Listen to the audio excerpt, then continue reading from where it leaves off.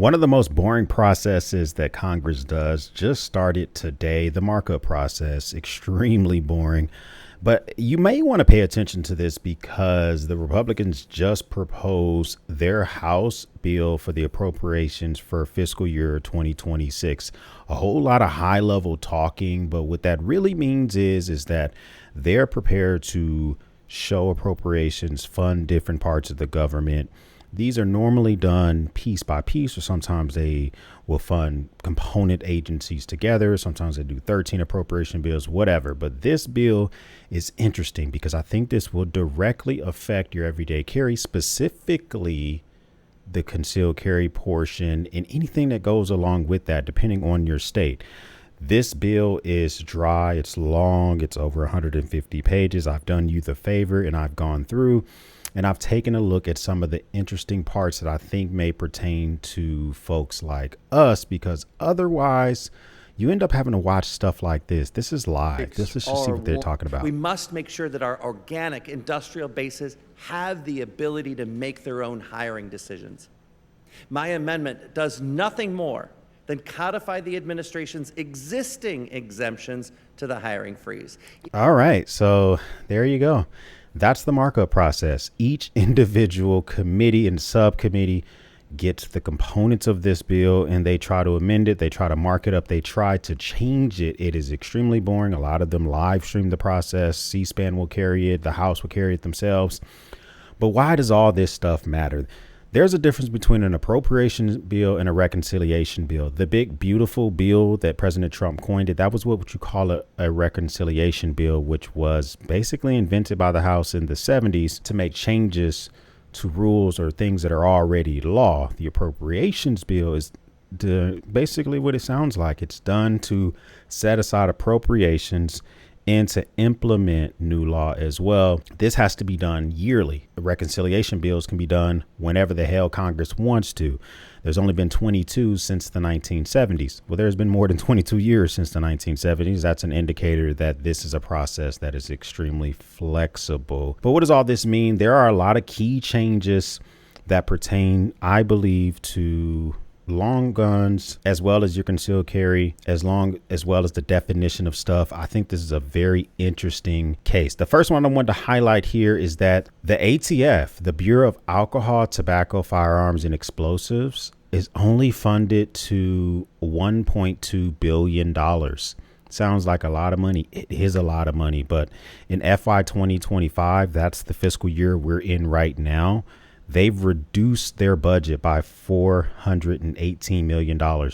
That means that with this upcoming fiscal year, if this bill passes as proposed, about 1,000 people will be laid off and a lot of programs will not be funded. You take that as a good or bad thing. Some of the stuff I'm going to present to you and I'm going to give my opinion. Some of the stuff I'm not, because I don't know how I feel about it yet, because I don't know the purpose of it. Funding them less. I know folks that are big on the Second Amendment want to get rid of ATF altogether. So this is one way to peel back that onion slowly but surely. So 1.2 billion overall. Next biggest thing that I like, because behind me, I literally have a Daniel Defense, a 300 blackout. It's already prepped. The barrel's prepped for a can. And I don't even want to go through the process yet because of the long lead time, the wait time to wait for it to even happen. And so this bill proposes to change how long it takes to get a component for the NFA Act or applications. So they're saying that not more than 40% of the amounts made available under this heading, meaning this bill, may be obligated unless processing times for the National Firearms Act applications do not exceed 120 days in the case of a paper application and 60 days in the case of an electronic application, which is what I would be doing. This would significantly cut down the tax stamp process from 24 upwards of 60 days, which is 2 months. That's much quicker than the 6 to 8 months as it stands right now to wait for stuff. That is a win in my book, especially if you're looking for anything that applies to the tax stamp process for the NFA.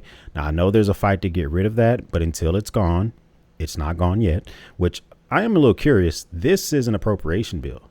You are Congress. You're allowed to just change that law right now Why are you waiting for a lawsuit to go through? But that's neither here nor there.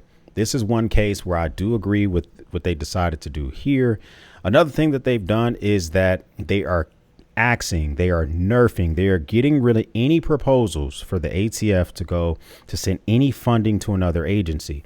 What does that mean? It was proposed by the Department of Justice that the ATF gets sucked up by the Drug Enforcement Administration, which has a bigger budget, more personnel, et cetera, et cetera. In order to suck them up, ATF would give their sister agency the funds. That happens all the time. If one agency wants to audit another, the other agency would do would kind of do an intergovernment agency transaction where they pay the other agency for that audit, or pay the other agency for doing email transactions for some people, or handling HR. For instance, a long time ago, I used to work for the VA OIG, Office of Inspector General. And our HR was handled by the Department of Agriculture because we were so small. We had to pay Department of Agriculture to handle our HR. This says that you are not allowed, ATF, to give any money to another agency, meaning the whole proposal to get sucked up by the DEA, that's gone. That's no longer happening. That might be something that people are a big fan of.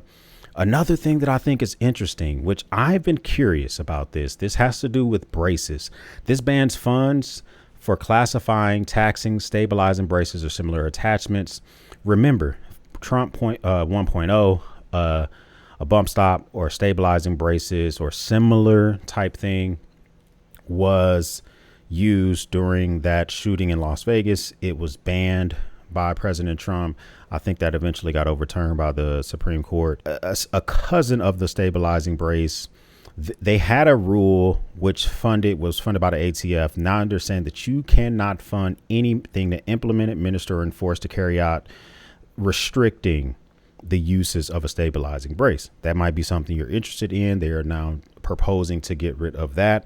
Another thing that they are definitely want to yeet out is it also bars federal lawsuits against federal firearms licensees, FFLs.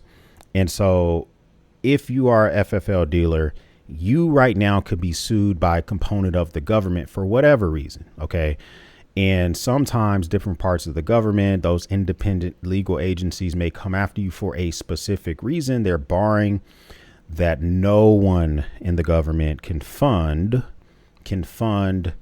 going after an FFL dealer unless ATF is a party of that. So if the DEA wanted to go a part of it, they can no longer do that. Or if, Homeland Security wanted to do it, they can no longer do that. So if you're individual FFL dealer, this will propose that you can no longer be sued by the government unless ATF is a party of that lawsuit. That could be a good thing to kind of like takes the sweat off your back a little bit when it comes to that stuff. They also are going to stop funding of red flag laws.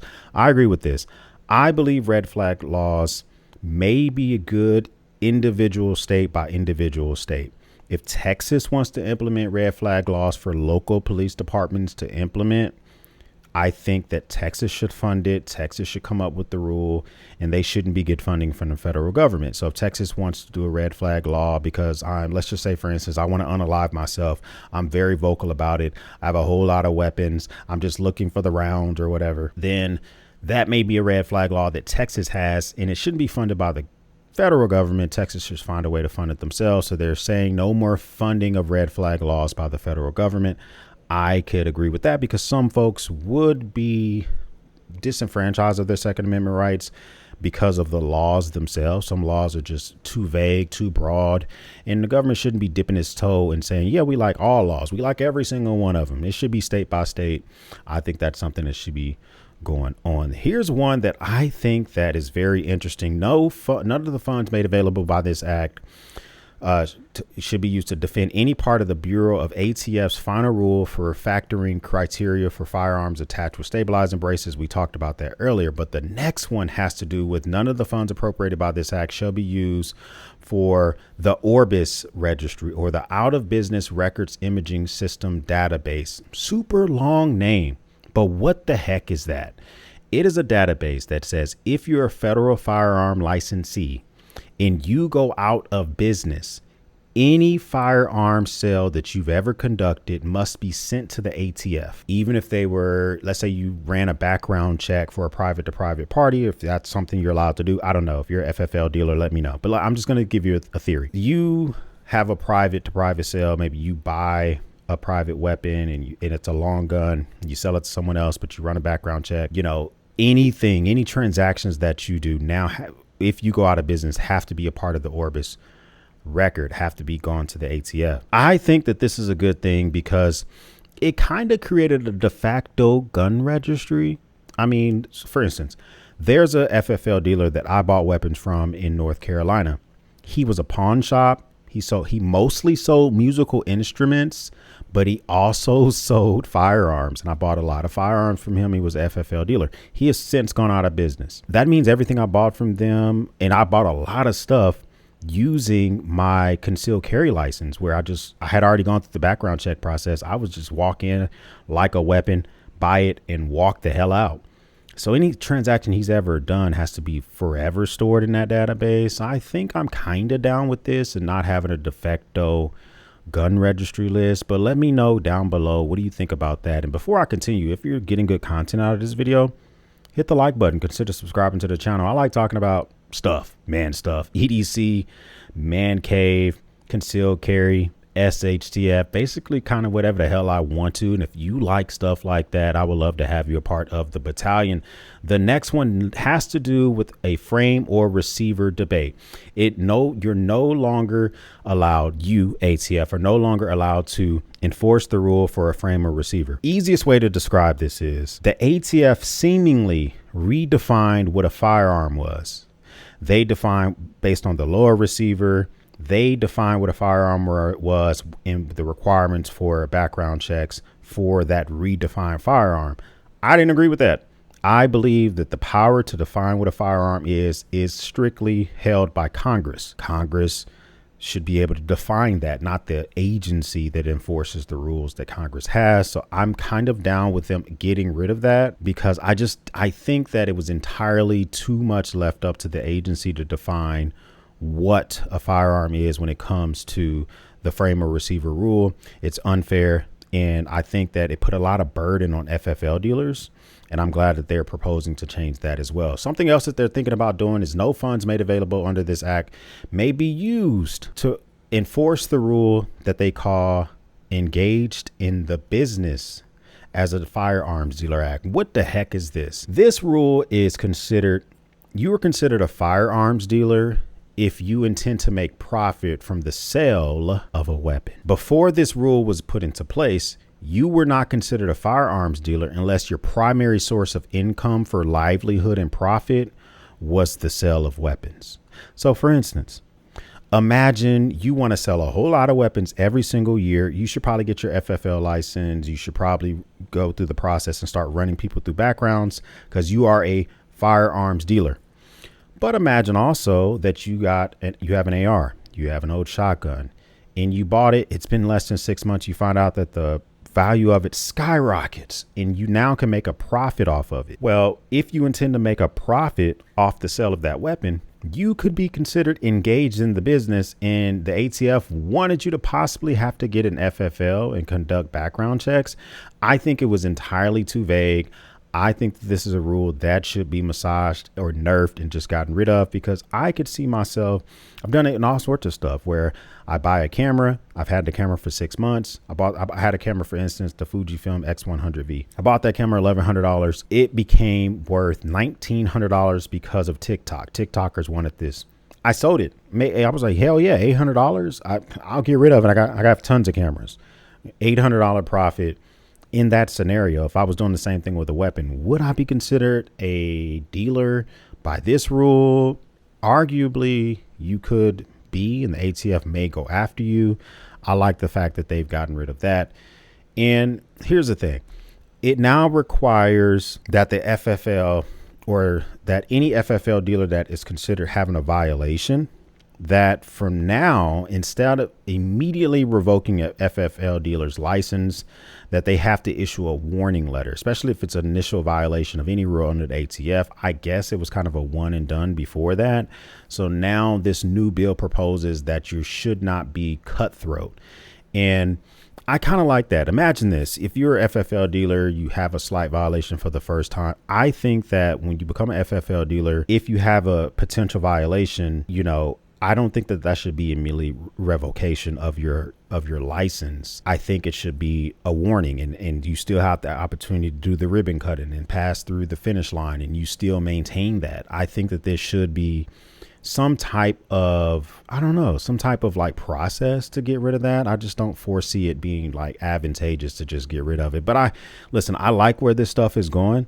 But I want everybody to pump their brakes before we just assume that we're good to go. Because you remember at the very beginning of this, I showed you that very boring, slow, sleepy markup process. Do I need to show you again? Okay, I won't. But it's right now in the markup process. This bill has gone to several dozens of committees and subcommittees to be marked up, amended, and changed. Now, every single one of those committees is controlled by the majority. So the markup process is, it won't have too many changes, but it still has to go through the Senate. But before we talk about that, how the heck does this process work? The White House submits their budget to Congress in February. Things they want funded and defunded, new programs they want. Both the House and the Senate committee, they develop resolutions. I'll just be real with you. It's mostly developed by the House. So the left side of this is primarily the way this path goes. It's not really done by the right side. Most appropriation bills, the power of the purse is mostly held by Congress, specifically the House. They really have a lot of power over that. And they develop their own rules. They develop their own bill. And then the draft passes through the appropriation process, and it has to be done before October 1st. It has to get through both the House and the Senate before October 1st. And there are other things that they can do, but there are supposed to be 13 individual appropriation bills. Now, the Congress will do one of two things. They can do what's on the bottom left, which is called an omnibus bill, which is one massive bill for all the agencies instead of doing 13 of them. Or they can do what's called a continuing resolution, which is they can't get everything done and they'll fund the government in incremental steps, like sometimes 60 days, 6 months, or whatever the hell they decide to do. This all has to get done. Now, for this bill to pass in the House, it's a simple majority. The Republicans can do that. In the Senate, this is an appropriations bill. They need 60 votes.